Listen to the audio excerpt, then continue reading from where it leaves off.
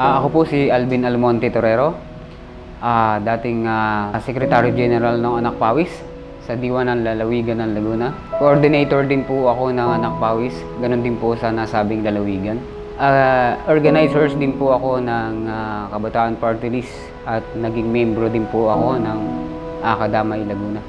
At naging kayudin din po ako ng Apolonio Mendoza Command. Ako po ay na-recruit ng CPP, NPA, NDF since 1995. Bilang kabataan, ako po ay nakakuha ng ni Ka Joseph de los Santos ay 9 years old. Na-recruit po ako ng NPA sa aming lugar sa Lopez, Quezon. 9 years old. Nagamit po ako nila na giya o gabay kung saan sila pupunta, kung saan sila lulusot, at mga ambus. Noong time na maambus po yung Lopez Station, hindi ko alam na mga ambus pala sila. Kaya ako pa yung ginawa nilang giya o guide sa mga daan. May mga baril sila, ang NPA may mga baril. Ganun din si Ka Joseph de los Santos. Samantalang ako wala. So, 1995, naging miyembro po ako ng Kabataang Makabayan hanggang umabot ng 2011. No? Bilang isang miyembro ng Kabataang Makabayan, ako po ay nag-recruit ng mahigit sa 100 kabataan dito po sa lalawigan ng Laguna. At bilang isang recruiters, nakasama ko po sila Terry Redon, Raymond Palatino ng Kabataan Party List. Si Sara Ilago kasi ay under ko pa noon. Miyembro po ako ng National Youth and Student Bureau, under po ng National Organization Department, kung saan ang layunin ay pakilusin at i-organisa ang kabataan, kababaihan, kalalakihan, drivers, and urban sector. Sila sa Toro Campo, Lisa Masa, TD Casinio ay mga kasama ko po. Ganon din po itong si Franz Castro ng ACT Teachers Party List ngayon. Ako po bilang isang organizers at membro ng Kabataang Makabayan ay naging malaligal na pangkat na pinalubog ni Kasamang Sol. Si Kasamang Sol po kasi ay profesor ng UP Los Baños. Si Kasamang Sol ay isa sa miyembro dati ng Gabriela ng Timog Katagalugan, kung saan nakilala ko siya at ako ay nagamit niya bilang isang recruiters sa UP Diliman 2001. Hindi ako estudyante, no? Sa UP Diliman po kasi nagtagal ako ng 1.5 years. Start ako ng 2001. Pagkatapos noon ng mapatalsik si Pangulong Erap noon, ay napaupo namin ng bayan muna. At bilang isang organizers sa PUP at pinalubog ako, ay naging kausap ko lagi doon si Franz Castro ng ACT Teachers. Bilang nakilala ko si Franz Castro ay ang sabi niya,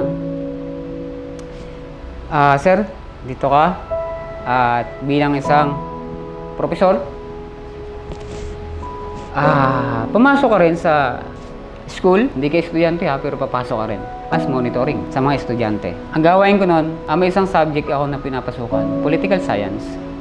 Kung saan nagtagal din ako ng 1.5 years. Hindi ako estudyante Kay sa gawa kasi ni Ma'am Sol ng UP Los Baños, professor kasi at pinakilala ako kay Franz Castro.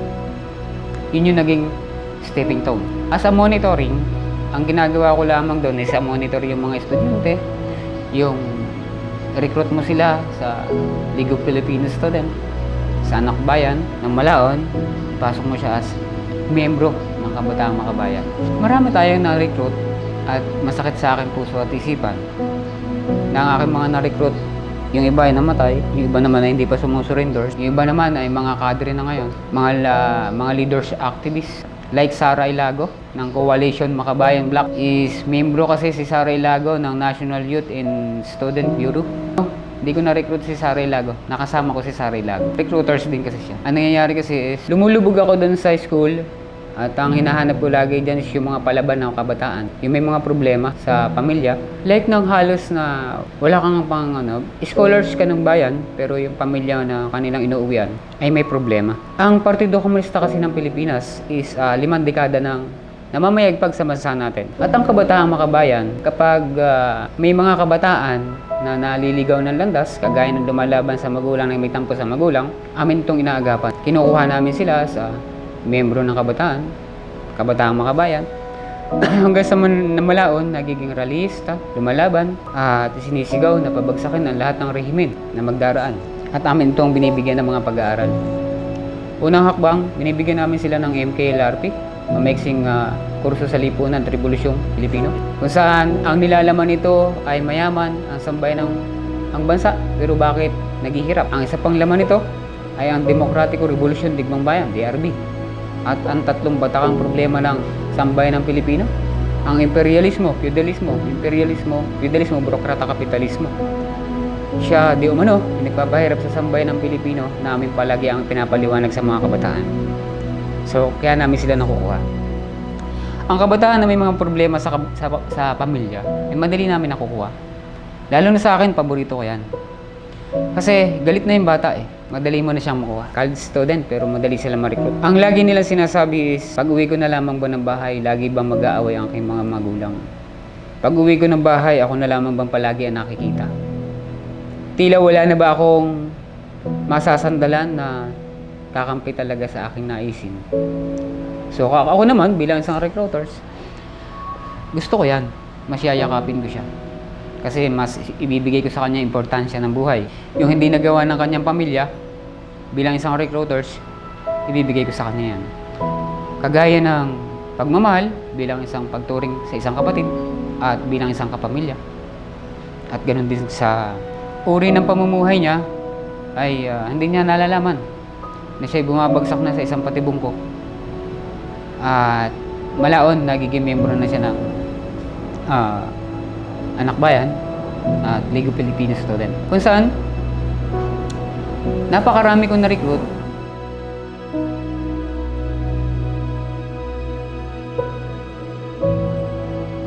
Ano ba ang sangay ng partido? Ang sangay ng partido sa barangay ay binubuo ng GSM o ganap na samahang masa. Ganon din ang SOM o salig ng organisadong masa, at ganon din ang IMB o Malisyang Bayan. Ganon din ang SPL. So pag naitayo ko na yan, so malaya na makakababa dyan ang hukbo, at malaya na rin po ako makakakuha ng mga rekurso na gamit pang militar na aming bubuuin. Kada isa niyan, iniipon namin. Kada isang bala, iniipon namin. At pinaparating namin yan sa mga kasama. Based dun sa mga sangay namin, na may mga kamag-anak na sundalo, may mga kamag-anak na kapgo, nahinga namin sila ng, minsan, isang hulog na, yung isang set na uniform. Nakakahingi kami. At nagbibigay naman sila. Kaya ganun na estratehiya namin, ay naisin talaga namin na buuin yung mga sangay sa barangay kasi para makalangoy kami sa mga bahay-bahay nila at makahingi kami ng mga rekurso, mga pagkain na talaga naman nagbibigay sila. Walang ang hindi. No? Kasi ang lagi namin sinasabi, kung wala kaming organizers, kung wala nagtayo ng organisasyon sa barangay na to, sa Malaban, Binyan, Laguna, ay walang lalaban. No? Kaya yung ibang mamamayan doon lumalaban kasi may nagtayo ng organisasyon at ako yun. So ang nangyayari doon, tumatanaw sila ng utang na loob sa organizers. Hindi alam ng mga kababayan natin doon na sila nahuhulog na rin sa patibongko. Talagang kunan sila ng mga rekurso. Ano ba yung mga rekurso? Ito yung mga pagkain, gamit militar, etc. Kung saan ito ay makaka-sustain ng gamit sa NPA. Yung koneksyon ng legal front as a kabataang makabayan, as a Secretary General ng Anak Pawis, may koneksyon kami sa NPA. Bakit? Bilang isang coordinators at organizers sa lalawigan ng Laguna, ako yung naglilikom ng gamit militar. At kami rin yung nagpapaabot sa NPA sa kanayunan ng aming tulong panggawaing militar. Kaya sinasabi ng Coalition Makabayan Bloc na wala silang koneksyon sa gawain ng NPA sa kanayunan, binabali ko po ito. Ako po ay buhay na patotoo at lagi kong sasabihin na ang Coalition Makabayan Bloc, kagaya ni Carlos Zarate, ay may koneksyon sa NPA sa Kanayunan. At ito ay aking patututuhanan na makailang ulit. Sapagkat ako po, yung buhay na patotoo, na palagi magsasabi ng ang 5 o 6 na kongresista ngayon na nakaupo sa Kongreso ay ang layunin. Sila Sara Ilago, Franz Castro, Gaite, Arlene Brosas, Zarate, Carlos Zarate, etc. Ay si Carlos Zarate po kasi ay miyembro ng NUFC. Ano ba yung NUFC? National United Front Commission, kung saan kinokomisyon ni Carlos Zarate ang Kongreso upang infiltrate. Ano ba yung infiltrate? Pasukin, pabagsakin, pasakayin ang Kongreso na talagang makatao, makabayan at makadiyos. Ang pagpapanggap na to ay akin na rin nagawa. Kaya ako po ngayon ay nagsasalita, yung aking puso at isipan, hindi ko matanggap na itong mga tao na nasa Kongreso ngayon ay gumagawa ng mga bagay na panlilinlang sa ating mamamayan. Napakahirap para sa akin na ang ating mamamayan dito sa bansa natin ay patuloy na maluluko nitong mga Coalition Makabayan Blocs o nitong mga party list na to. Ako, bilang isang General Secretary ng Anak Pawis sa Kalunsuran at nung malaon ay naging NPA sa Kanayunan at naging giyang pampolitika, ang gawain po ng giyang pampolitikal ay organisahin naman ang mga tenant ng lupa at pakilusin at organisahin din. Same din na gawain. Ang pagkakaiba lang nila, inarmasan ako nung maging NPA. Ano ba yung armas ko? 2, kaalaman at baril. Kung saan, ginagawa ko yung pag-organize sa Kalunsuran dati, ginagawa ko na rin pag-organize sa Kanayunan. Naibitbit nga lang na baril. At dito, yung mga tenant ng lupa, ang aking tanong lagi sa kanila, ilang taon ka na po ba dyan? Nay, tay, ilang taon na po ba kayo na nag-aalaga ng inyong lupain? Pag sinabi nila na 50 to 40 years, nay, pwede nang i-award para sa inyo yan. Yung lupain na yan, kayo na nagbigay ng produktibo at naging maayos ang pamumuhay ng landlord nyo nang dahil sa inyong mga ginagawa. Nay, tutulungan namin kayo. Tay, gusto niyo ba na yung ang ibang lupa na to ay masa inyo? Lagi namin sinasabi yan sa kanila at ang lagi naman sagot nila ay, opo. Bakit po ang hindi? So, ang ginagawa namin bilang isang giyang pampolitika, tinutulungan namin sila at ang lagi namin sinasabi, magagastos mo lang wala pang 100 pesos. Mayroon naman tayong power attorney's office na siyang tutulong sa mga maralitang manggagawa at maralitang magbubukid. At ganoon din sa mga maralitang magniniyog. Nandiyan ang power attorney's office na lagi nang umalalay sa ating mga maralitang magbubukid. Bilang isang organizers sa Kalunsuran at naging organizers din ako ng RA o ng Revolutionaryong Agraryo at nagtayo din po ako ng Revolutionaryong Agraryo sa mga Kanayunan. Kung saan binubuo po ito ng manggagawang bukid, binubuo po ito ng kabataan, ng kababaihan, no? At ng kalalakihan. Ang tatlong kalalaking kabataan ay malaking bagay sa revolutionaryong agraryo. At ganun din, nagagamit sa gawain ng armas o artista at manunulat ng sambayanan ang kabataan. Tayo po ay bilang isang organizers at coordinators, ay nagtatayo din naman ng armas sa bawat barangay. Kinukuha natin dito yung mga kabataan na may mga talento na katalinuhan sa paggawa ng mga bagay-bagay na aakma sa revolusyon. Ano ba yon? Ano ba yung aakma sa revolusyon? Ang kailangan kasi natin sa revolusyon ay palakasin ang uring manggagawa. Ang pakikibaka o pakikidigma. Kaso mo, ang nakakalungkot,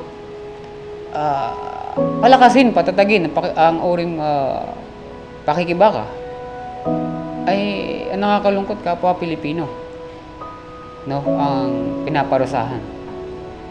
Nakakalungkot. Ngayon, bilang sanggiyang pampulitikal,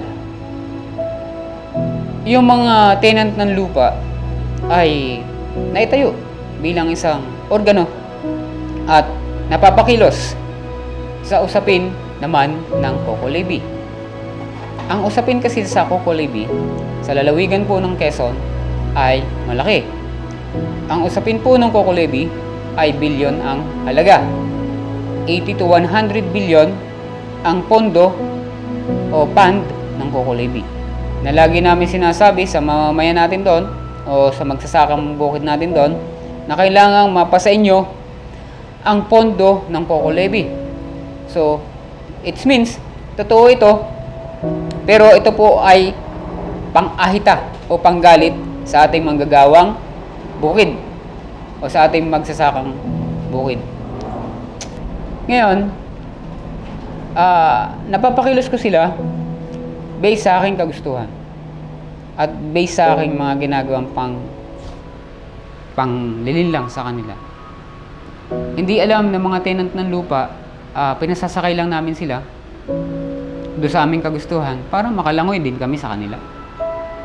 Same din, yung organizers sa kalunsuran, dahil sa gusto namin makaipon at makalikom ng gamit pang militar sa hukbo, sa NPA, same. Ganon din yung ginagawa ko sa kanayunan.